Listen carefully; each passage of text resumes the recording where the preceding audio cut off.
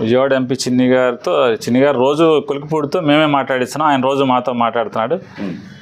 ఇక్కడ పొద్దున్న అవినాష్తో, మధ్యాహ్నం నాతో, రాత్రికేమో కేశినేని నానితో మాట్లాడతాడా అంటే ఒకటండి టోటల్గా. సరే, కొలికిపూడి శ్రీనివాసరావు రోజు నాతో మధ్యాహ్నం పూట మాట్లాడతాడా, రాత్రి మాట్లాడతాడా, పొద్దున మాట్లాడతాడా నేను పక్కన పెడితే, అసలు కొలికిపూడి శ్రీనివాసరావు అని ఆయన ఇంతవరకు నేను టీవీలో తప్పితే లేదా ఫోన్లో యూట్యూబ్లో తప్పితే ఆయన ఎప్పుడు నేను చూడలేదు. మాట్లాడితే దమ్ముగా నేను మాట్లాడుతున్నాడు శ్రీనివాసరావు, నేను కొలికిపూడి నాతో మాట్లాడుతున్నాడు, నేనే చెప్తున్నానని చెప్తా. దాంట్లో నాకు భయపడాల్సిన అవసరం లేదు, అయితే చిన్ని అంటే నాకేం భయం లేదు. ఇక్కడ ఒకటి చిన్ని సమస్యల మీద నేను ఒకటైతే మాట్లాడదలుచుకున్నానండి. కేశినేని చిన్ని ప్రస్తుతం మునిగిపోతున్న నావలాగా కనబడుతున్నాడు మనకి. మంచి హుషారుగా ఎంపీ గెలవంగానే కన్ను మిన్ను కానకుండా బావులుగా స్పీడ్ బోట్ లాగా ఓకే ప్రకృతిని చీల్చుకుంటూ స్పీడ్గా వెళ్తున్నాడు. ఇప్పుడు నాకు ఇవాళ అతను చిన్ని కనపడేదైతే చిల్లులు పడ్డ చెక్కనావలాగా అయితే కనపడుతున్నాడు.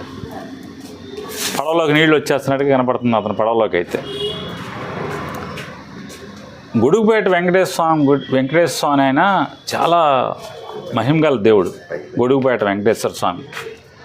గతంలో టీడీపీ ప్రభుత్వం అప్పుడు కూడా ఆ స్వామివారి ఆలయం మీద కన్నేసి దాన్ని ఎలా ఎత్తేయాలి, ఎలా దొబ్బేయాలి అనుకున్నప్పుడు కనకదుర్గ రెండో కంటి తెలియకుండా దాన్ని కనకదుర్గ అమ్మవారికి గుడికి అడాప్ట్ చేసి తద్వారా ఆ భూమిని ఎత్తేద్దామని కొంతమంది చూశారు. ఆయనకి అమాయకంగా సంతకం పెట్టినటువంటి ఒక పెద్ద ఆయన ఈ సంతకం పెట్టిన వెంటనే ఆరోగ్య సమస్యలు తలెత్తినాయి. ఇదేదో ఆ దేవుడి ఫైల్ పెట్టిన కాడి నుంచి నాకు ఈ దరిద్రం పట్టుకుందని చెప్పి వెంటనే ఆయన అక్కడితో ఆ పని ముందుకెళ్లకుండా ఆపేశారు. అంటే నాకు సమాచారం, చాలామంది ఎండోమెంట్స్ వాళ్ళు నాతో చెప్పినటువంటి సమాచారం అది. అట్లాగే ఇప్పుడు కేశినేని చిన్ని గారు కూడా ఆ వెంకటేశ్వర స్వామి ఆలయం స్వామివారి ఆస్తుల మీద కన్నేశాడు. కన్నేసిన దగ్గర నుంచి మొదలైంది.